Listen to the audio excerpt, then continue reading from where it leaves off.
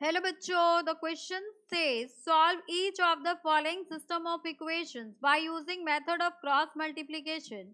5 upon x plus y minus 2 upon x minus y plus 1 equals to 0. 15 upon x plus y plus 7 upon x minus y minus 10 equals to 0. X is not equals to y, x is not equals to minus y.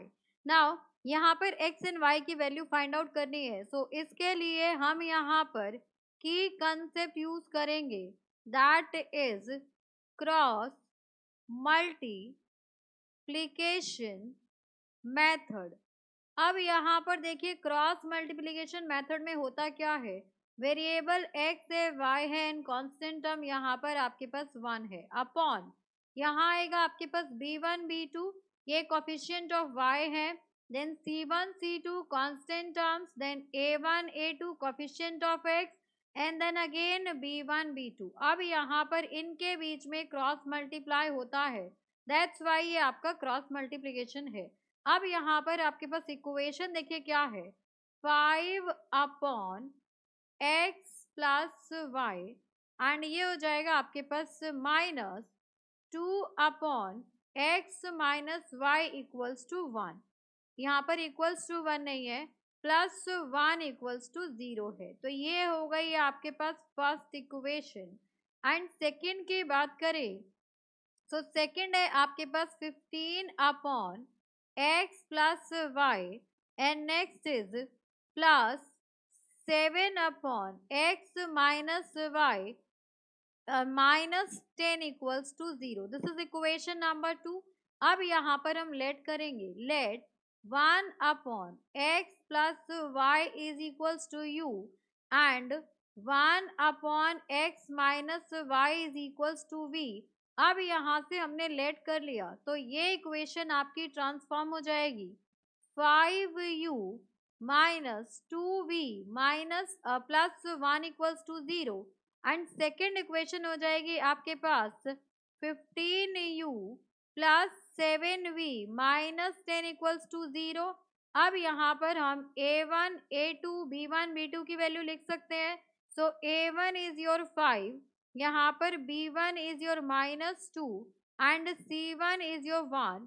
यहाँ से आपके पास a2 आ जाएगा 15, b2 आ जाएगा 7 and c2 आ जाएगा आपके पास minus 10। अब यहाँ पर u upon and v upon n 1 upon यहाँ पर सारी वैल्यूज लिखते हैं बिकॉज अब आपकी इक्वेशन uv में कन्वर्ट हो गई है। तो ये हो जाएगा आपके पास b1 इज माइनस 2 एंड 7, तो यहाँ पर आ गया माइनस 2, ये हो गया आपके पास 7। देन c1 है आपके पास 1 and minus 10 and a1 a2 is 5 and 15।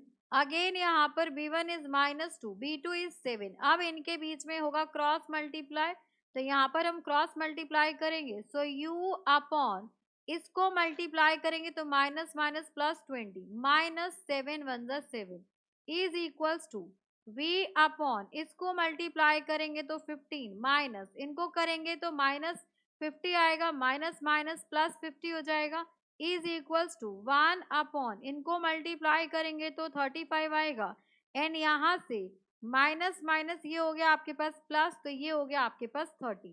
अब यहाँ से हो जाएगा u अपॉन इसको माइनस करेंगे तो 13 हो जाएगा is equals to v upon यहाँ से वैल्यू आ जाएगी आपके पास 65 इज इक्वल्स टू 1 अपॉन ये भी हो गया 65, तो u की वैल्यू हो जाएगी आपके पास 13 upon 65 and v will be equals to 65 upon 65।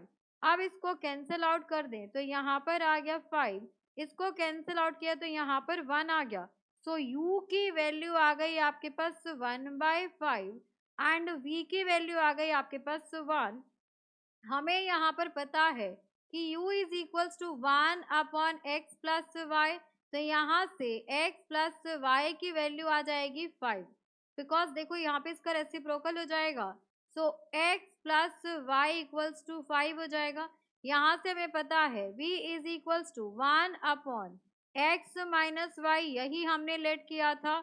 So x minus Y हो गया, तो x माइनस वाई की वैल्यू हो गई 1।